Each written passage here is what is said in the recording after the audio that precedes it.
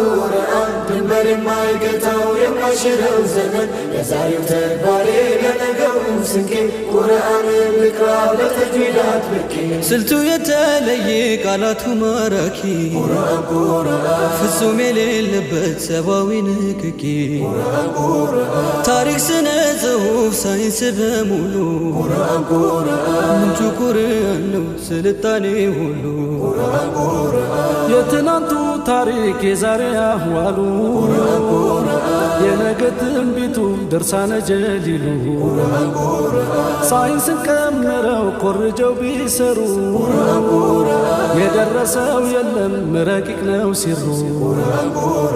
የቀብር ጓደኛ የበርዘኽ ዘመዴ